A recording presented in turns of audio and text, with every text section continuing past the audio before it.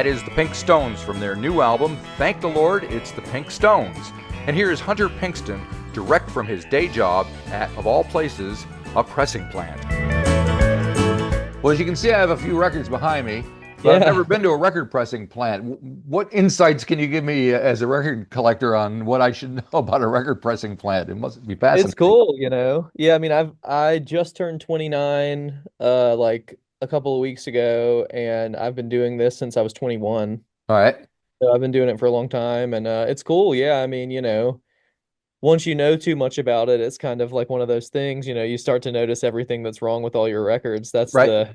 the worst thing for me. I get all these old records and I'm like, man, these suck. But some of them are really good, back in the 50s and 60s, they really had it going on, Right. but it's, somehow it's harder to do it now than it was back then, but yeah, I'm sort of a proprietor of the less you know, the better when it comes to records, because All then right. you won't know if they're messed up. I hear you. All right. Yeah, because everybody talks about whether or not the colored vinyl is lower quality and blah blah blah. Sure. Yeah, I mean, I definitely have some opinions about that. I mean, I think black and clear, or like Coke bottle clear, I Right. think those sound the best All from right. my experience of, doing it myself, but you can make all of them sound pretty good if you put your shoulder into it or whatever. It helps if you have some good music to go along with it, I eh? think that's the biggest part. A lot of people are upset about the way their records sound. They should be upset about the way their songs sound. Very good. All right. So you just came back from Americana Fest, is that right? That's right. Yeah, we were there all week last week, and I got home in the middle of the night, like Friday night, Saturday morning.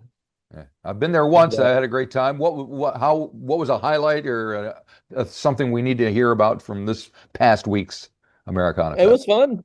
Yeah, we did 4 shows, and then we did like a little radio session.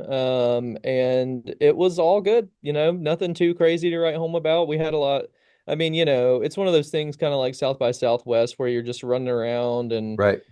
there's a million people everywhere, and you're just trying to kind of make sure you get to where you're going on time. And but yeah, all of our shows were pretty good and we had a good time. We're gearing up for this record on Friday, so it was some Yep. nice practice playing all the new songs and all that kind of stuff. Yeah, yeah, yeah. And what are you doing on Friday?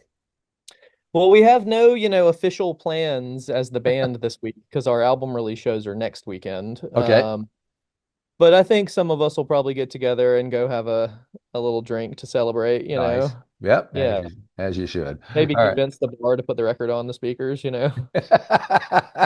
Well, yeah, I just did a DJing thing at the bar down the street last night, and usually they have the worst music that you can. Sure. And I'm going to take full credit. The place was packed Heck yeah, man. and I just had a couple of the turntables weren't working right, so I had CD players, and I have a few CDs as well, and it made all the difference in the world. People were smiling from ear to ear and drinking Totally. constantly. Yeah, I mean, music is a huge part of it. I mean, if I go into a bar and they're playing stuff I don't want to hear, I don't really want to hang out as bad as I did before I got in there. Gotcha. Yep, yep. All right. So thank the Lord. It's the Pink Stones is the name of the record. We've got 11 tracks, all originals, I believe, all kind of country That's right. weepers, right? Yeah, yeah. This song or this, record is a bit more on that side of things, a little more laid back, a little quieter. And Right. it's got that classic Pink Stones sadness, vibe. That's even our fast songs kind of have that going on. But yeah, this one leans a little more on the acoustic side and more of a nod to like the 60s era of country. In Right. the past we've done a Sure. lot of 70s kind of stuff, but this was our wanting to kick it back a little further in time kind of thing. All right. And it opens with "Thank the Lord." I guess it's the title track, and you got Wyatt Yeah. Ellis. So tell me why that's there and how it came about. Thank the Lord, you taught me how to love. Bells are ringing, birds are singing, a light shines from up above, and I could never go back to the way it was before. Oh my, thank the Lord. Yeah, I wrote this song a while back. I looked at the timestamp on the first time we recorded this song, and it was over 2 years ago. So we had recorded it for the first time around the time we were doing the You Know Who album. Right. And I kind of knew that I wanted it to be like either a title track or like a main point track of an album. So I saved it, and over time, I wrote some more and we started fleshing out some more stuff, and then I wanted to experiment a little more on the like bluegrass side of things with this record, not specifically like traditional bluegrass, but like just some of those ideas. And so I knew I wanted some fiddles and mandolins and stuff. And a friend of mine, Taylor Rushing, the guy who did our album artwork, me and him were just chatting one day, and he was like, "Man, are you hip to Wyatt Ellis?" And I had like heard of him, but never really checked it out. And Taylor showed it to me, and I was like, "Oh my God!" And he was like, "Yeah, you should hit him up and see if he wants to play on your album." And I just cold called him and was like, "Hey man, I really like your playing. Do you want to be a part of this thing?" And he was like, "Absolutely." And for him it was like a cool meeting point because I wanted to do more of like an Osborne Brothers kind of 60s like bluegrass thing, and he wanted to do or like wanted to get into some more like birdsy Uh-huh. you know late 60s Graham psychedelic kind of Parsons kind of stuff. sweetheart. Yeah, Yeah, yeah. so we met right in the middle on that thing, which was Oh, really cool. yeah. And yeah, the last I heard from Wyatt, him and his band are going to cut that song and put it on a record. So that's pretty exciting for me. Nice, nice. All right. I think one of my favorites is Real Sad Movies, Big Jet Planes. And especially, we just learned that Robert Redford passed away overnight. So That's right. very sad. And I think Yeah, rest in peace. I hate to say it, one of my favorite movies is The Way We Were. We talked about Totally. I know it's not as cool as thing, No, but no, still definitely still cool. Yeah. I mean, yeah, he's the man. Yeah, he's one of those. A friend of mine just posted this long tribute to him, and he's so cool because he's one of those guys where it's like, of course, his image is such a striking, like everyone knows him of that, but yeah, he's so smart, and like, yeah, I mean, he's just one of those guys, I'm looking at pictures of him hanging out with Jimmy Carter, right. it's Yep, just yep. such a cool guy, way beyond the, cowboy garb and all that. And yeah, that song, I think it's my favorite song on the album. Oh, well, I've there you go. listened to the record a few times, of course, and played it, a few hundred times probably. And Now I drive alone in the car your friends always hated. Now that you're gone, when I drive it always rains. I've seen a lot of real sad movies on big jet planes. yeah, I mean, I love the whole record, and I'm proud of it very much. But that one, it was one of the last songs I wrote before we, got together to make the album. And I recorded it in my friend's living room like a couple weeks before, just, onto a computer just to have a quick idea. And it was a little different, and I wasn't really sure what I was going to do with it. And then we took it into the studio, and, I tried to give it that sort of like Tom T. Hall, George Jones kind of, really leaning into the story. And then, I mean, just tried to keep it simple. It's not too crazy of a song, but No, there's a lot of stuff happening on it. We got our Texas piano man, John Cherry. He's the guy who always plays with us when we're out in Texas, and nice. he played all those Mellotron strings and stuff. Yep. And yeah, it's just I don't know. It's to me the most like I guess the most like obvious representation of what I was trying to do with the record kind of comes out on that song. Yep. You know, and yeah, I think I like it the most. Yeah. Well, there you go. We're in agreement. Excellent. Now, speaking of the band, you got a new drummer, Michael, and so how did he fit in, and who is he, and how did you guys kind of when you're in the studio making this? Is it down to business? What's the vibe like? What do you get down to? Totally. Yeah, we're somewhere in between down to business and pretty laid back. And I goofing mean, it off. kind of depends on the day. I mean, like generally as a crew, we're pretty laid back. I mean, we music is the main thing. So we definitely try to always remind ourselves that we can have fun, but the main idea is to get the music done the right way. And yeah, Michael, I've known him for a really long time.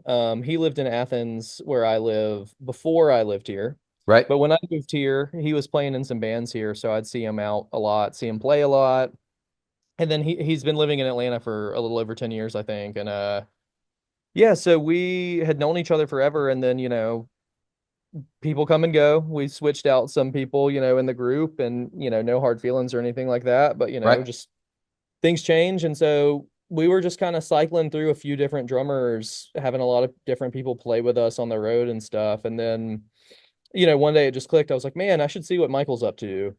And I hit him up and we did a run of shows together. And then I was like, hey, if you want to just be in the group, instead of us having to like, call 5 different guys every time we want to go on the road. Right. And he agreed. And we've been playing together for like a year and a half now. And he's great. I mean, this was his first appearance on a Pinkstones record. And I love it. I love his playing. He's awesome. He's also a cool guy. Right. That's a That helps. pretty big part of it. I mean, it's like you can play with the best musician ever, but if you can't hang out with them, then you're not gonna be able to play with them. So I've been learning that more and more through the years. And we also have a new pedal steel guitar player on this album, Caleb. Oh, right. Yep. And a similar thing, we just shuffling through members, and then me and him had become friends, and I had been watching him from afar, watching his playing. And then same thing, I just hit him up and was like, hey man, if you're looking for a gig. And he agreed, and it's been the same group for like a year and a half now, which has been nice. Very good. Right. Now, I think I saw an interview somewhere with you where you're talking about how you really didn't care for country music growing up, and then you kind of had to grow into it. I had the same experience. I grew up in Western Pennsylvania in the Sure. 1960s, and it was all hillbilly music to me. I wanted to I was listen about to to the say, Beatles yeah, and the that's Stones, and now it's a different story. totally. Yeah, man. I mean, very similar, I mean, people think of the North as, not being as country or whatever, but it is very Oh, much yeah. there, I mean, it reminds me so much of where I came from, I mean, I'm from South Georgia. Uh-huh. And yeah, I grew up, I mean, my dad's a total rock and roller, so like he was never pushing any country stuff on me. He was very the opposite, I mean, he Right. was all rock and roll stuff. And but my mom, she had a soft spot for country music, and her parents very much so were, country music people. I mean, that's what I mean, they would have been young adults in the, 60s and stuff. So, Yeah. I mean, around when all the cool stuff was happening. And but yeah, I mean, my I have these memories of being a kid playing guitar and my grandmother play Elvis, play all this stuff. And I was like, I don't want to play any of that stuff, and so, of course, as a kid growing up in that time, when you like social media is first exploding, and Right. all that, it's like I had such easy access to everything in the world. So, I mean, I was into all this hyper niche punk rock stuff, and and just trying to be cool. When you're a kid, you don't Yeah. want to do what you think your grandparents want you to do. You want to do what your grandparents have no idea exists or Yep. whatever. Yep. Yep. Yep. That's what I tried to do. And, I still love all that stuff. I mean, I'm a huge fan of punk rock music and the culture and the ethos and all that stuff, but yeah, as I got older and wanted to just, truly focus on music, it was like, well, there's more to it than that for me. I mean, not the case for everyone, but yeah, I just started buying more records and listening to more stuff, and then, I the switch really flipped when I heard Graham Parsons and the Birds, Oh, there you go. I was going to ask you that. What was the one thing that got you? But you've that's answered. a big one, I mean, I had listened to the Birds since I was a little kid, Tambourine Man and all that Sure. stuff. Yep. I didn't hear Sweetheart of the Rodeo until, I was an adult. And then all the other stuff, all the records from around that time, and Notorious Bird Brothers, and but then yeah, I got a copy of some Graham stuff, and it, completely threw me. I was like, wow, Yeah. like, and that stuff's so cool too, because in the same sense of, punk rock, it kind of built upon itself and still does and never changes. And it was this thing that just kind of goes and goes. I feel that same way with like Graham's stuff, where it's like, he just kind of, Well, he's almost become something more. He's more of a myth than anything else these oh, days. totally. You know, Yeah. it's And he amazing. just, took everything he liked and kind of threw it into one thing, with country music being the foundation, of course, Yeah. but then he, experimented and tried a lot of stuff. And it's cool. I mean, the Burrito Brothers, that was another. It's like I got into the Graham solo stuff, and then I listened to the first two Burritos records, and I was like, oh my God, the Right. amount of stuff that you can do with country music, it's like you'd never know if you don't like it's crazy to me that those guys were just hanging out and they were like, man, we should do this, 'cause it's so out there, but it's so cool, and it works really well. Yep, yep. Well, they say that country music is the new rock and roll. Well, actually, rock and roll is now a subgenre of country. So, Sure, yeah. which I guess you can kind of see that in certain Yeah, totally. respects. I mean, all those early rock and rollers. I'm sure they really liked some country music, just as much as all those old country guys when rock and roll came on the circuit. They loved that stuff too. Yep, yep, yep, yep. It all feeds into itself, doesn't it? Yeah, it's not so divided, it can seem that way, but Jerry Lee made some of the best country records I've ever heard and some of the Oh, best rock and uh, roll I, records I've I ever love heard. his, late 60s, early 70s country. Oh, man, Oh, I it's listen to so it all good. day long. Yeah, so good. Yeah, yeah, yeah.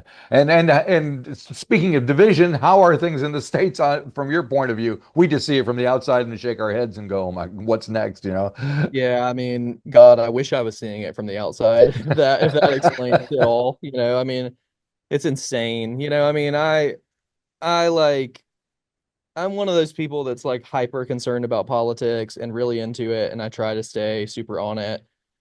But it also beats me down so much. I mean, it's Sure. like modern day America. I mean, this past week, it's like Jesus Christ. I mean, we were in Nashville sitting at the pool.